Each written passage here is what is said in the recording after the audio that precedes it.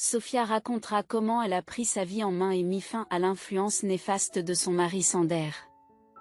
Pour des raisons de confidentialité, elle utilisera des pseudonymes.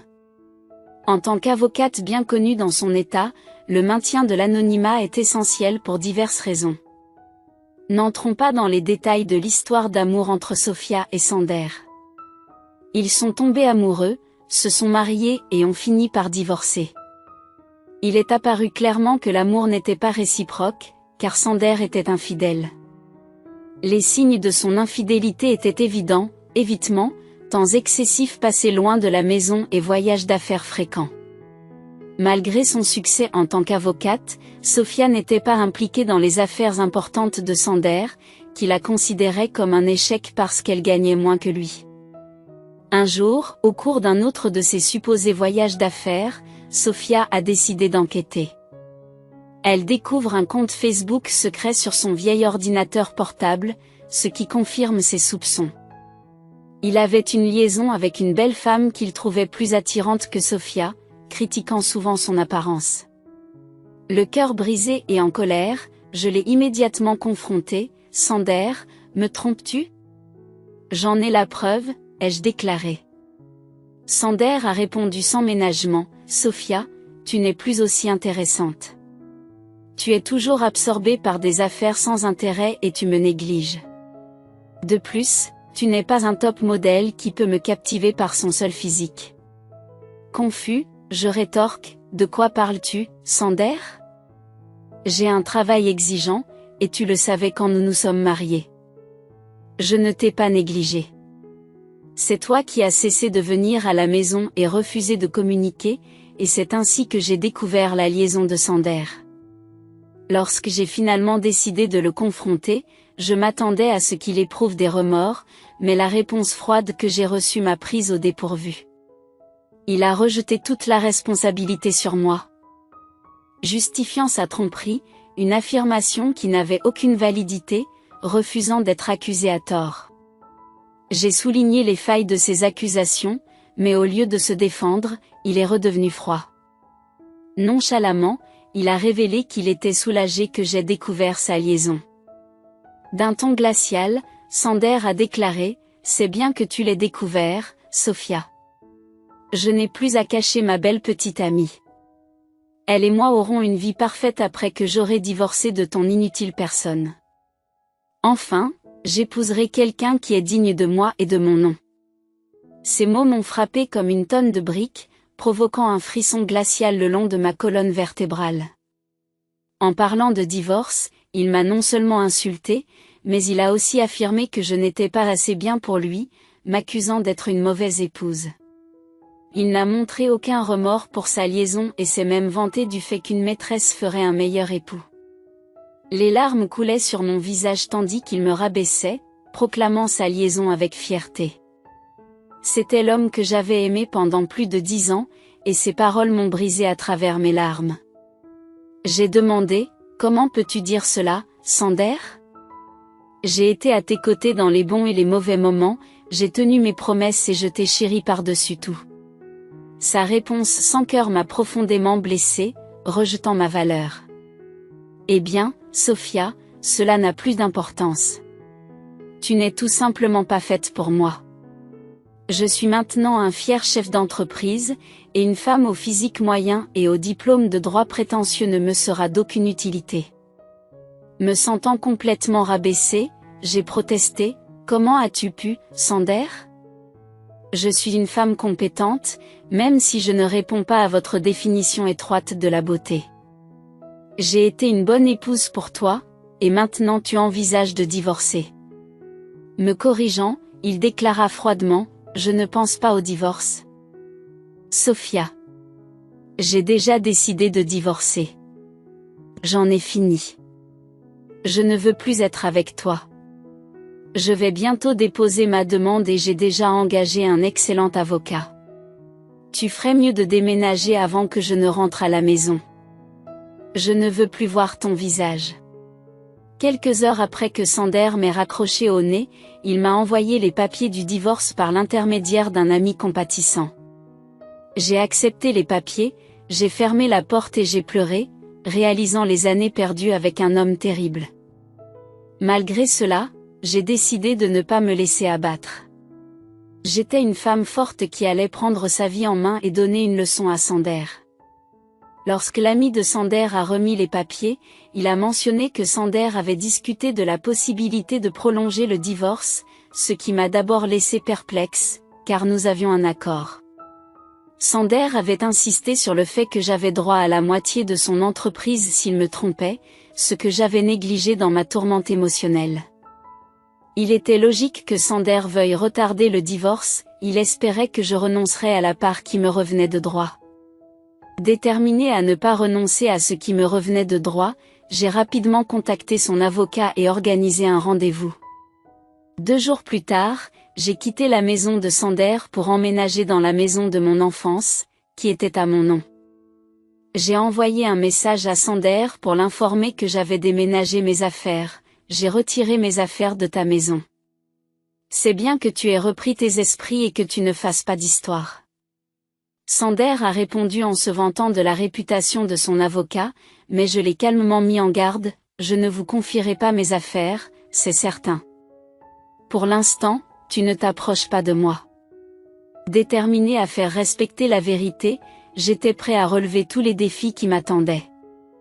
Je ne veux pas vous parler. Vous ne pouvez plus communiquer avec moi que par l'intermédiaire de mes avocats. Et j'attends de vous que vous quittiez ma maison. Les mots de Sander ont déclenché en moi une vague de rage bouillante. Il est remarquable de constater à quel point la colère et la haine peuvent alimenter la détermination d'une personne. Face à un tel manque de respect, mon esprit s'est éclairci et je n'ai pas pu m'empêcher de rire de l'ignorance de Sander.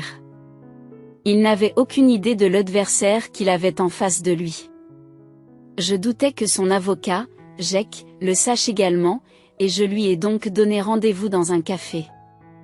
En me voyant, Jake s'est mis à trembler visiblement, ne se calmant qu'en me reconnaissant. Il semblait confiant, mais pas suffisamment. Jake était un avocat compétent, mais il ne s'attendait pas à devoir affronter quelqu'un comme moi. Sander ne m'avait jamais vu comme quelqu'un d'influent, et Jake n'était donc pas du tout préparé à notre rencontre. Jake semblait nerveux et ses mains tremblaient, mais je m'abstins de l'intimider davantage, car il n'était pas responsable de ma situation difficile. « Bonjour, Jake, content de te voir ici », ai-je salué, remarquant sa surprise. « Si vous avez des doutes, laissez-moi les dissiper. »« Oui, je suis la femme, madame. » « Je suis vraiment désolé. Je ne m'attendais pas à ce que vous vous présentiez, » balbutie Jake, troublé par ma présence. Les noms de famille ne correspondent pas parce que je me suis mariée après avoir obtenu mon diplôme de droit. J'ai utilisé mon nom de jeune fille à des fins officielles, ai-je expliqué. Ah, je vois, marmonne Jake, visiblement mal à l'aise. Je suppose donc que vous voulez faire traîner l'affaire en longueur. C'est ce que mon client m'a dit. Votre client vous a induit en erreur, Jake. C'est lui qui veut faire durer cette affaire. N'est-ce pas ce qu'il vous a dit? Je l'ai confronté directement. Le fait de reconnaître ma réputation d'avocat avait un poids non négligeable. Jake a semblé mal à l'aise sous mon regard. Lui qui avait l'habitude de poser les bonnes questions. J'ai été direct et lui ai dit, tu n'as pas à répondre à cette question, Jake. Je connais Sander depuis plus de 10 ans. J'ai épousé cet idiot. Pour l'amour de Dieu, je sais ce qui lui passe par la tête. Préoccupé par la situation de Jake, j'ai décidé de l'éclairer. Puisque je te connais, et ce n'est pas juste pour toi, je vais te dire la vérité sur ce divorce. Que voulez-vous dire, madame, demande Jake, visiblement décontenancé. Mon cher mari t'a-t-il dit qu'il m'avait trompé? J'ai demandé avec insistance, en observant l'expression de Jake pour obtenir une confirmation. Sa réaction a confirmé mes soupçons une fois de plus, ce qui en dit long. Jake fut pris au dépourvu par ma révélation. Je ne vous mentirai pas. Ça m'a piqué et blessé l'ego d'admettre à mon collègue que j'ai été trompé. Ce n'est pas une expérience agréable. Cependant, je savais qu'il valait mieux ne pas trahir mes émotions. Quelle que soit ma gêne, j'avais toujours l'avantage, et j'en étais bien conscient. Lui, n'en était pas conscient. Il a dit, « Oh non, je ne pense pas que mon client m'ait parlé de cela, mais il m'a prévenu que vous feriez des accusations sans fondement parce que vous voulez le ruiner. » Oh, pauvre de toi, Jake. Votre client vous a manipulé, même si cela vous ferait plaisir de savoir que Sander pense que vous êtes l'un des meilleurs avocats qui soit.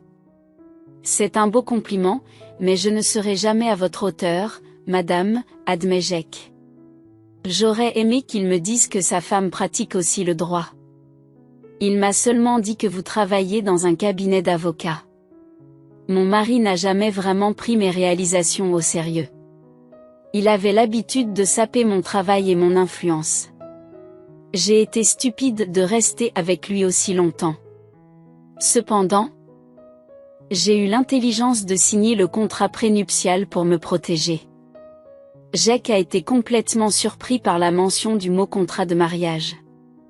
Il avait l'air surpris, et le terme ne lui semblait pas familier. Je n'avais pas besoin d'être un génie pour savoir qu'il avait encore été pris au dépourvu. Sander avait opportunément omis de mentionner le contrat de mariage à Jake, espérant peut-être que je l'avais oublié. Eh bien, qui sait, cela n'avait pas d'importance, puisque la nouvelle de l'accord prénuptial était connue de tous. Jake était troublé. Il y a un contrat prénuptial dans ce mariage. Votre mari ne l'avait pas mentionné. Avez-vous une preuve? Madame, demanda Jake. Oh, j'ai beaucoup de preuves, Jake. J'ai apporté les documents. J'avais le sentiment que Sander essaierait d'éviter de faire face aux conséquences de ses actes. En tout cas, pas sous ma surveillance. J'aimerais vraiment voir les documents, madame. De plus, je pense que j'aurais besoin de voir la preuve de sa liaison. Si vous en avez. Ne vous inquiétez pas, Jake, j'ai tout apporté. Comme je l'ai dit, ce n'est pas moi qui veux prolonger ce divorce. Plus vite ce sera fait, mieux ce sera pour moi. J'ai remis toutes les preuves à Jake, des messages aux photos et aux documents. J'avais toutes les preuves dans mon sac à main et je les ai remises à Jake en toute décontraction, sachant que l'affaire serait toujours contre moi. Jake a examiné attentivement chaque document avant de le signer. Il a eu l'air fatigué, puis a dit, « Je vois que vous avez des preuves solides de tout, madame. » Je n'avais aucune idée de toutes ces choses. Je m'en suis rendu compte, Jake. Je sais aussi à quel point il est difficile de travailler avec des clients peu fiables, surtout lorsque la partie adverse a un avocat tout aussi solide, ai-je répondu. Vous avez raison, madame. Je pense que c'est tout ce dont j'avais besoin de parler aujourd'hui. Je crois que je dois avoir une conversation sérieuse avec mon client avant de décider de poursuivre son affaire. Je suis sûr que quelqu'un vous contactera bientôt, même si je ne peux pas dire que ce sera moi, dit Jake.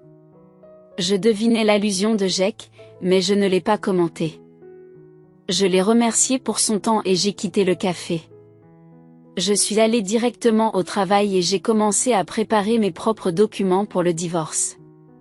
Toute la tristesse qui subsistait a disparu. Au lieu de cela, une détermination farouche m'anime désormais pour faire en sorte que Sander souffre pour ses actes. Je savais qu'il n'avait aucun moyen de se sortir du pétrin qu'il avait créé. Il n'a fallu qu'un jour à Sander pour me contacter, alors qu'il m'avait demandé de ne pas le contacter directement. Lorsque j'ai répondu à son appel, il avait l'air très en colère. « Qu'avez-vous dit à mon avocate, Sophia ?» a-t-il demandé. « Mon Dieu, regardez qui appelle après m'avoir dit de rester à l'écart, ai-je rétorqué. Qu'est-ce qui s'est passé avec ton avocat, Sander ? Arrête de jouer, Sophia. Dis-moi ce que tu lui as dit pour qu'il démissionne aujourd'hui. Ton avocat a démissionné aujourd'hui. C'est triste, Sander. Je suppose que tu aurais dû être honnête au sujet de ta situation et de la personne contre laquelle tu allais te battre, ai-je répondu. Vous ne savez pas ce que vous dites. Tu n'es personne. Je ne vous laisserai pas prendre mon entreprise familiale, a rétorqué Sander. Oh, j'aimerais bien que tu essaies, Sander, ai-je répondu. J'engagerai un meilleur avocat et je douterai de vous. Attendez et regardez. Je te détruirai au tribunal. Tu viendras me supplier de te pardonner. Ça ressemble à un plan, Sander. Bonne chance. Mais un conseil d'avocat, n'oubliez pas de parler à votre nouvel avocat de votre liaison et de l'imprimer. Lorsque j'ai dit cela, Sander m'a simplement raccroché au nez. Cela m'a fait rire. Il était dans le pétrin, mais ne le savait pas encore. Il essayait tous les avocats de la ville pour voir si l'un d'entre eux accepterait de le représenter. Je suis un nom connu ici, alors les gens se déplacent pour ne pas se frotter à moi. De plus, toute personne assez stupide pour croire à ces mensonges serait ramenée à la réalité. Lorsque je leur ai présenté mes munitions, Sanders a dit qu'il me ferait implorer la pitié. Je savais que ce ne serait qu'une question de temps avant qu'ils ne viennent m'implorer à la porte. J'avais raison de penser que Sander reviendrait mendier à ma porte. Il n'avait littéralement pas d'autre choix. Un beau matin, alors que je me préparais pour aller travailler, on a frappé à ma porte. J'étais un peu confus de voir quelqu'un se présenter à une heure aussi étrange. À ma grande surprise, c'était mon futur ex-mari, l'air triste et fatigué, qui se présentait à ma porte. Je l'ai laissé entrer pour éviter de provoquer une scène à l'extérieur de ma maison, car j'en avais déjà assez. Une fois à l'intérieur, je lui ai dit, « Fais vite, Sander. Je n'ai pas de temps à perdre avec toi. Je ne sais même pas pourquoi tu es là. » Nous étions censés communiquer strictement par l'intermédiaire des avocats. Seulement, oui, à ce propos. Je n'ai pas encore trouvé de bon avocat pour mon divorce, a-t-il répondu. Oh, c'est dommage pour toi, Sander. Tu ferais mieux de te dépêcher, car j'ai entendu dire que ta maîtresse était impatiente de t'épouser. Je ne m'inquiète plus pour elle. Écoute, Sophia, il faut qu'on parle. Tu as saboté mon avocat pour qu'il ne prenne pas mon affaire. C'est très injuste. J'ai immédiatement ri lorsqu'il a dit cela. Je n'arrivais pas à croire que Sander ait eu l'audace de m'accuser hautement. Cela montrait une fois de plus le peu de valeur qu'il accordait à ma profession. Il pensait qu'en jetant de l'argent par les fenêtres, les gens viendraient à lui. Oh là là, quelle idée ridicule, Sander. Permettez-moi de clarifier les choses. Je n'ai rien sapé du tout. C'est votre bêtise qui pose problème. Je ne comprends pas. Qu'est-ce que j'ai fait? Dois-je vous rappeler que vous avez menti à vos avocats au sujet de la liaison et du PRUP? Cela suffit à les faire passer pour des imbéciles au tribunal. Pensez-vous que les avocats sont prêts à représenter des clients peu fiables comme vous? En outre, je reconnais que ma réputation peut dissuader de nombreuses personnes. Vous me considérez peut-être comme un moins que rien, mais j'ai en fait une bonne réputation dans cette profession. Oui, je comprends cela maintenant, Sophia. J'ai également essayé d'être transparente avec les avocats, mais aucun d'entre eux n'est disposé à m'aider. C'est ce qui arrive lorsqu'on essaie de remettre en cause une protection hermétique. Vous auriez vraiment dû réfléchir à votre affaire, Sander, mais cela n'a pas d'importance maintenant. Le mal est fait. Aucun avocat digne de ce nom ne défendrait votre cause. Vous devrez me céder la moitié de vos affaires. L'expression du visage de Sanders révèle sa réticence à se séparer de son entreprise. C'est pourquoi il a cherché un bon avocat et a prolongé la procédure de divorce, espérant me faire patienter jusqu'à ce que je renonce à réclamer la moitié de son entreprise. Au bout de quelques jours, il s'est rendu compte que personne n'était prêt à le soutenir, et il s'est efforcé de trouver un avocat qui s'opposerait à moi. Désespéré, il s'est mis à pleurer et à supplier, « Sophia, tu sais ce que cette entreprise représente pour moi. S'il te plaît, ne fais pas ça. Tu peux prendre tout le reste, mais ne me demande pas de partager l'entreprise. » Pourquoi pas, Sanders? C'est vous qui avez inclus la clause de partage de l'entreprise en cas d'infidélité. Tu crois que je vais renoncer à mes droits aussi facilement? Je le mérite après la trahison que vous m'avez infligée, ai-je répondu. Ce n'était qu'une erreur, Sophia. Croyez-moi, j'ai mis un terme à ma relation parce que je me suis rendu compte de l'ampleur de l'erreur. Peut-être, juste peut-être, pourrons-nous tenter à nouveau ce mariage. Je suis certaine que ce défi ne fera que nous renforcer. Les paroles de Sanders m'ont une fois de plus fait éclater de rire. Son audace n'avait d'égal que celle de toutes les personnes que je connaissais. Je ne savais vraiment pas comment réagir. Il me demandait en fait de me réconcilier, comme si j'étais assez fou pour accepter cela. Je savais qu'il avait mis un terme à sa relation avec sa maîtresse. Des rumeurs circulaient selon lesquelles la maîtresse était malheureuse, et Sanders aussi. Mais s'il croit que cela va me convaincre de revenir vers lui, il se trompe complètement. J'ai déjà commis l'erreur d'épouser une ordure et je l'ai appris à mes dépens. D'ailleurs, je comprends pourquoi il est soudain prêt à tout pour me reconquérir. Vous devez être fou pour suggérer une chose pareille, Sanders. Je ne suis pas arrivée aussi loin dans la vie en étant complètement idiote. Je comprends que vous vouliez vous réconcilier pour éviter de diviser notre entreprise, Sophia. Nous avons eu de bons moments ensemble, alors passons à autre chose et reconstruisons notre mariage. Je vais mettre fin à ma liaison. Crois-moi, ce n'est pas nécessaire, Sander. Quand elle comprendra que vous ne serez pas riche après le divorce, elle partira. Quant à moi, c'est l'occasion de quitter ce faux mariage. Je suis reconnaissant que ta vraie nature se soit révélée avant que nous ayons des enfants. Maintenant, tu vas devoir faire face aux conséquences de tes actes. Sur ce, j'ai terminé mon discours. J'ai arrêté de parler pendant que Sander me suppliait de ne pas prendre ses affaires.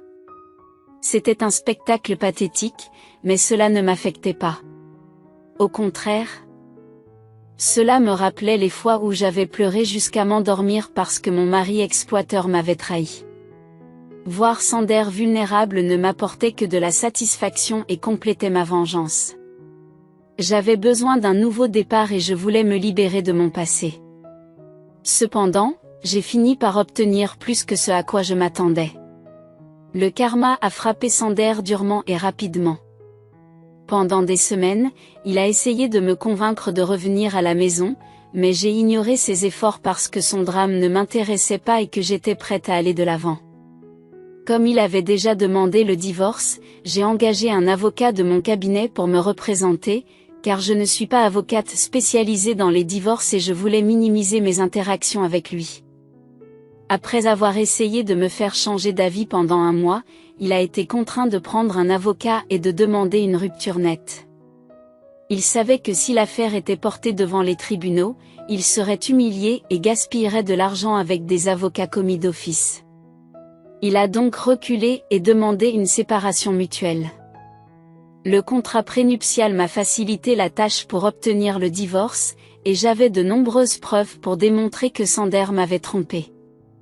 Selon le contrat de mariage, il était censé me donner la moitié de son entreprise.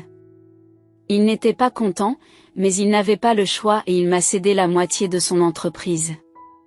Nous lui avons proposé de le racheter, mais il n'avait pas l'argent nécessaire. Vous vous demandez peut-être pourquoi un chef d'entreprise prospère comme Sander n'avait pas d'argent. Eh bien, il avait tout dépensé pour sa maîtresse, qui ignore maintenant ses appels et ses messages. Je suppose qu'elle a compris qu'il ne serait plus riche. Maintenant, personne ne veut sortir avec elle parce qu'ils savent qu'elle n'est intéressée que par l'argent. On récolte ce que l'on sème, je suppose. Cependant, la maîtresse était le cadet des soucis de Sander. La moitié de son entreprise ayant disparu, ses revenus ont considérablement diminué. Il a dû vendre sa maison parce qu'il n'avait plus les moyens de l'entretenir ni de payer l'hypothèque. Il loue aujourd'hui un appartement, ce qui constitue un net recul par rapport au grand manoir dans lequel il vivait auparavant. Il a essayé de se réconcilier avec moi dans l'espoir de reprendre le contrôle de son entreprise. On peut dire sans risque de se tromper que cela n'arrivera jamais. Maintenant, soit il continue comme ça, soit il réussit à économiser assez d'argent pour me racheter. Quant à moi, je m'en sors plutôt bien. J'ai chargé quelqu'un de s'occuper de ma part des affaires de Sander. Jusqu'à présent, les choses se sont très bien passées. J'ai amélioré mon mode de vie en achetant un nouveau manoir. Grâce aux revenus combinés de mon cabinet d'avocat et de mon entreprise, tout va bien. Je vis ma meilleure vie, honnêtement, je ne pourrais pas être plus heureux. En fin de compte, le divorce s'est bien passé pour moi. Au lieu de me faire exploiter par mon ex-mari et sa maîtresse, j'ai fini par ruiner leur vie et améliorer la mienne.